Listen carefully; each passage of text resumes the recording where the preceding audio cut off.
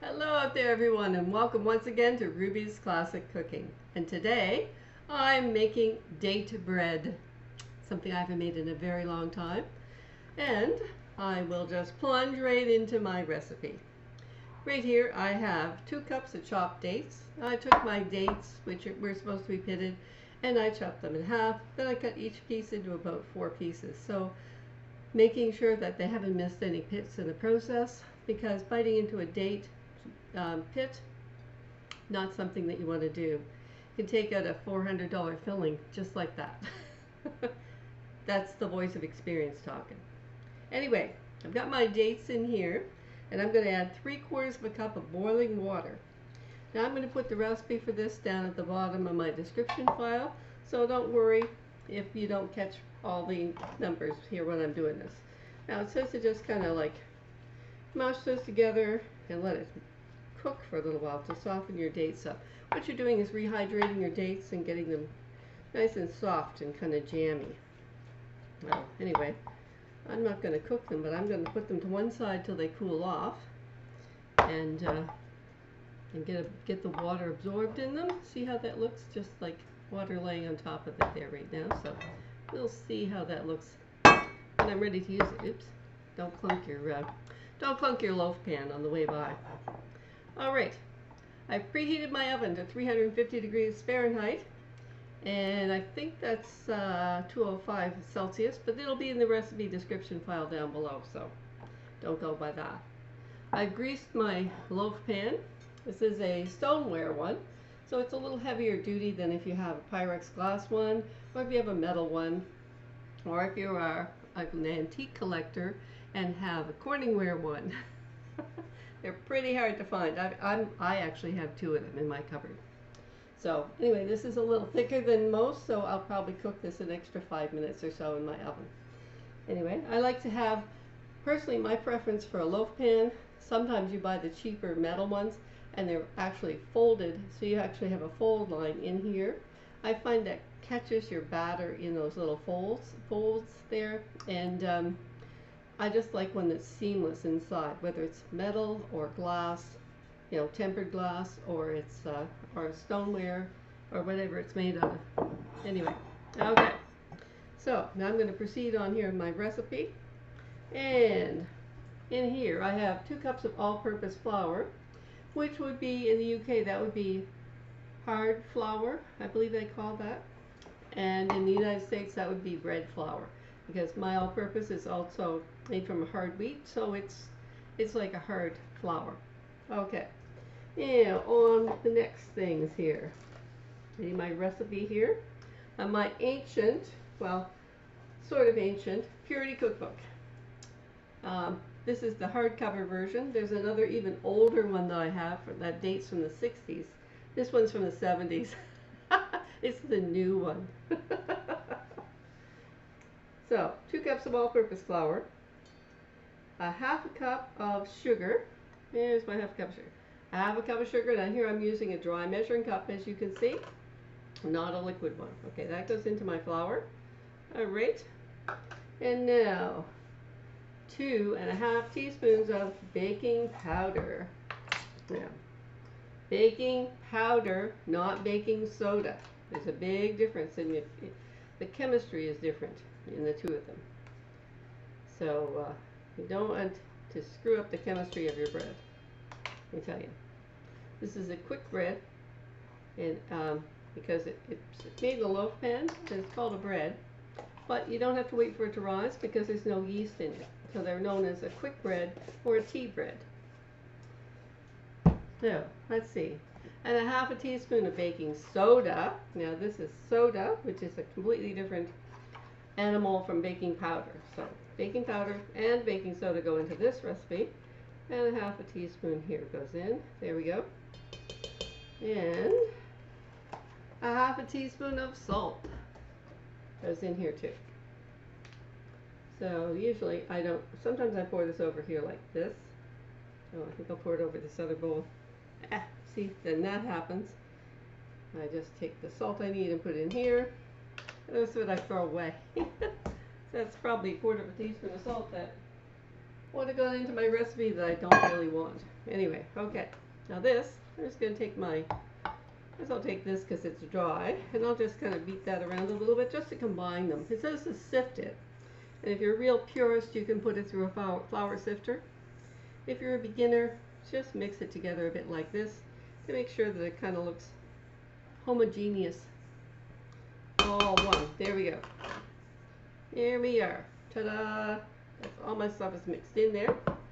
And now I have my wet ingredients, which include a cup of milk. Fine. I know I've baked things using homogenized milk. Other people have taken my recipe and used 2% or 1% milk and then went, how come mine turns out differently than yours? Mine doesn't taste as good as yours. And I think the reason is because homogenized milk, the extra little bit of butter fat, made the difference. I'm going to put this in a separate bowl, which normally I wouldn't bother with, but since I'm showing this to you, I'm going to take that extra trouble. Now, here's my egg. One egg goes in here. And ta-da! Next ingredient in my bowl with my egg and my milk, 1/4 cup of oil. Now let's just pour out 1/4 cup of oil, which is this cute little measuring cup right here. 4 tablespoons or 1/4 cup of oil. There we go. Because this is just one egg and my milk and it says to beat it together, I'm just going to use my little stick handheld one with the adjustable, change-outable. You can change these out for a multitude of different things. It's a multitasker. So I'm just going to beat this egg up with my little whisk. I have my milk and my egg and my oil in here. In here I have my flour, my sugar, and my salt and baking powder and baking soda in here. And in here I've got my dates for my date bread and my water. And that's absorbed the water now that I've left it sitting there. And that's ready to be combined in my date bread. This bread goes in your oven at 350 for 1 hour, 65 to 70 minutes. And I'm probably going to leave mine for 70 because of my thick stoneware pan.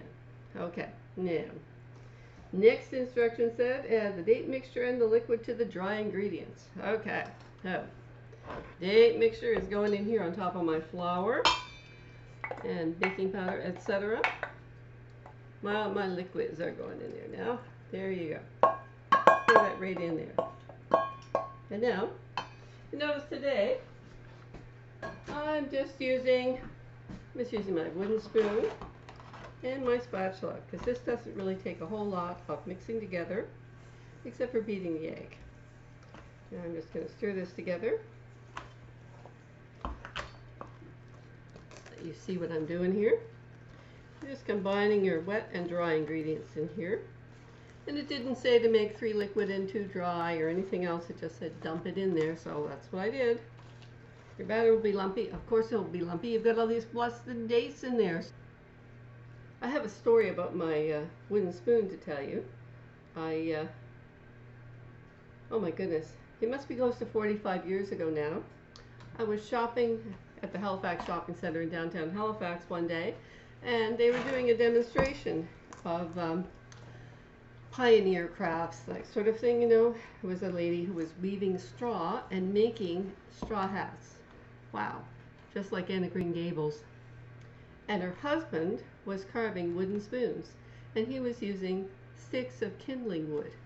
A stick of kindling wood this long that he was carving into wooden spoons, using an adze and a gouge to gouge out the spoon part.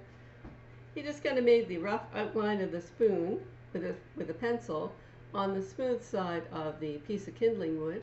It's only about this thick, a little thicker than that, and a little about as wide as that. And he had smoothed off, and I picked this one out, and he said, well, take a hold of it. And he actually carved it down so that it fits my hand. If I really want to get into it, I can wrap my hand around it, and it fits my hand and my arm perfectly, because he carved it to do that. It's fantastic. Anyway, kind of a cool thing. So I've been using this as my go-to wooden spoon for probably close to 45 years. Okay, I'm just going to scrape down the insides of my bowl here while I'm talking to you. Make sure that I have all the ingredients mixed in. And I think that's pretty much homogeneous and ready to go into my bread pan. So here's my loaf pan right here. A 9 by 5, 3 inches deep. Your standard, really a standard size loaf pan basically. So I'm just going to dump my batter into here. And there we go. And it goes into my pan.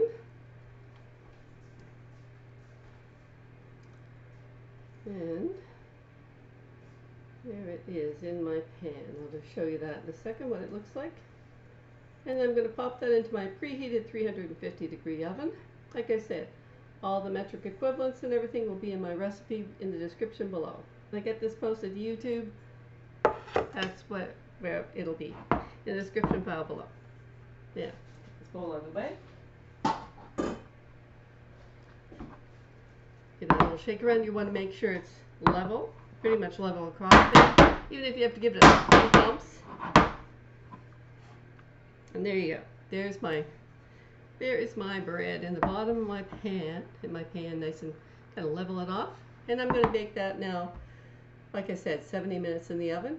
And I'll come back and show you what the finished bread looks like. Hello, and here I am back again.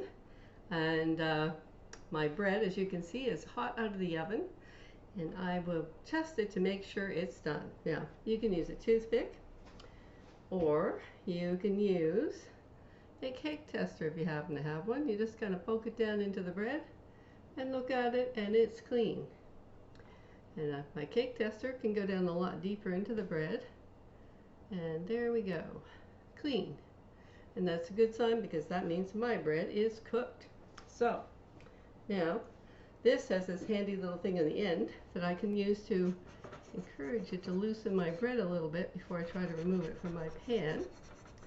Sometimes the recipe will say to leave your bread in the pan for about 5 minutes before you try to remove it, but this one doesn't.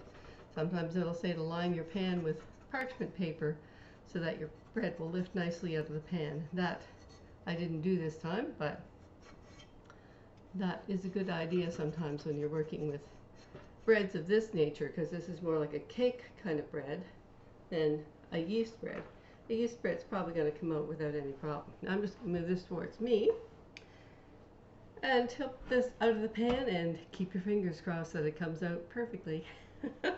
Here we go. 1, 2, 3, the moment of truth, and ooh, look at that bread. I'm just going to flip this over carefully. That's still 350 degrees hot. And there is my beautiful date bread. Now, I can't cut that right now while it's so hot, but I'll cut it later, and when I do, I'll be sure and take some pictures to share with you. Now, personally, when I cut a loaf of date bread or lemon loaf or banana bread, I like to add butter to it, because it is, after all, a piece of bread, right? But some people like it plain because they think it's more like a cake. So anyway, whatever your personal preference is I say, because after all, you're cooking the food and you're eating the food, right? So you don't have to go with it anybody else says. You can just try it both ways if you like and see which one you like better. I hope you enjoyed this video today on making date bread, and that you will like and subscribe to my channel, and that you'll join me next time to see what I'm cooking in my kitchen on Ruby's Classic Cooking. Bye for now.